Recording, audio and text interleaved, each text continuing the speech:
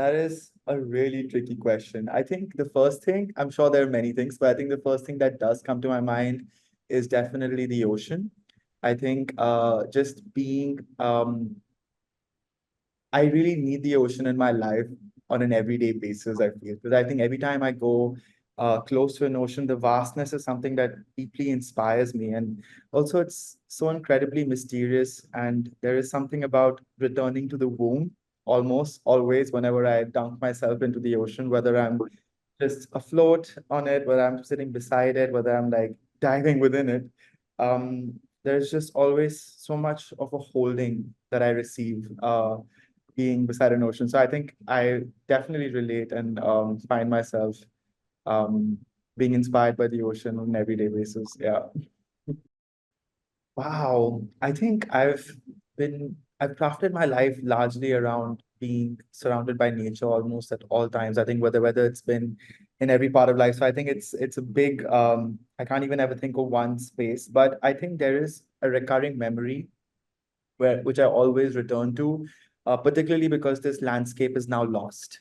It was growing up in the Aravallis, which is on the outskirts of New Delhi. It's one of the oldest mountain ranges, and I find myself returning to that in memory so often because it was like this dry scrub forest surrounded by dunes, and when you would look at it at first glance, you would consider it to be barren and dead.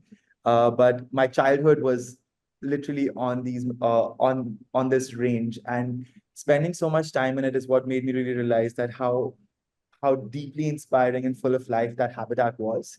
And it would like change every season, and because it's like a scrub forest is pretty much just barren land, right, with just like rocks and dry shrubs. But every season from winter to spring to summer to autumn, it would change and like bloom in gifts in new ways. And I think it holds a really deep space in my heart because today that entire region has been flattened in an urban metropolis. Like an urban metropolis called Gurgaon has erupted over it.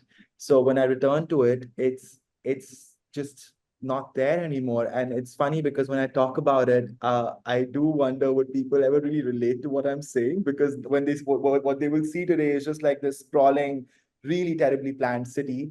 But that's where my childhood was. We grew up around incredible wildlife. There were like nilgais and leopards and like moths and fungi, and just it was magic. And I think that's definitely, I think losing that and growing up with that is what has crafted my life entirely to chase that moment again.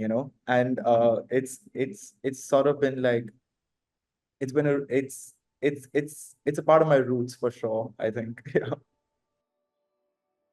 Last year I was actually in the Atacama Desert for a residency, and it was one of the most profound experiences of my life because I felt because I was there for almost 6 weeks in the desert, and the desert is just so vast that after, and we're away from all signal, electricity, like we're living like really remote. And after a while, I could feel like the desert become me and me become the desert. Like we were in sync. Like I could hear it guiding me. I could hear it talking to me. I could hear it like just like the winds were carrying whispers. And I was just like, what's happening? And I think that's what ends up happening, that when you tune off yourself from so many of the other things that we've become tuned to, and you actually start syncing with the conversations of what the natural world can speak to you, you'll realize there's so much you'll share. There's so much of a dialogue that actually will come up, and very often it can be uncomfortable, it can be glorious, it'll be a spectrum. It's not always a la la land as such. It'll make you address so many parts of yourself. And it was a really really spectacular experience because I haven't spent as much time in a desert as the way I did in the Atacama, and I just found it incredibly powerful what it was doing to me. And because I was also living with the Likanantai people, who are the indigenous herders of the Atacama. And it was so beautiful because every day we'd wake up and they would consider the volcanoes as their ancestors. So we would address, so your narrative, and this is where storytelling comes in, like how stories shape how we see the world around us. And it I think because I also came from a world where we consider the natural world as our ancestors, it was just so easy to sink into that relationship. where I still remember the last day when I was leaving, I almost felt like the warm embrace of the volcano was bidding me goodbye. And I carry that moment really, really sacredly in my heart. One thing that I deeply also learned from nature, I would say, is interconnectedness. I think that's something I take very strongly about how everything has a role to play and everything is shared.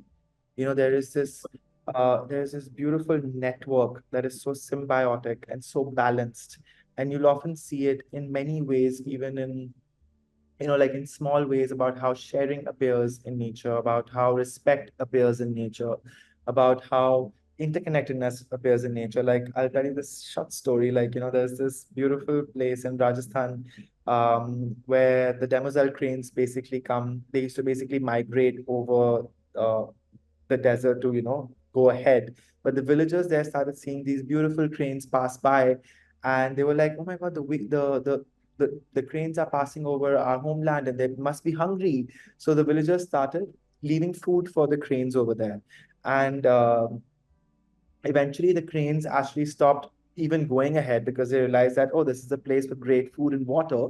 So they started parking themselves there over the season. But what's really interesting is that there are these thousands of cranes that appear, but there's just like this tiny patch of land where the food is dispersed. And you will see the cranes have actually built a beautiful system where they go flock by flock to access the same resources. And it's so profound to watch that, because here, as human beings, we're always so greedy, we're always fighting for resources, snatching away resources, taking away from each other. And here's a space where both human land and an avian species come together to build this rhythm where a shared relationship is created. And today they've named their children after the birds, their songs after the birds, and there's this beautiful sense of sharing that has appeared. And it's just things like this, like there's stories like this that are just surrounded all over the world where you learn so much. So I think interconnectivity, respect, and sharing is something I think I really deeply, deeply learned from nature.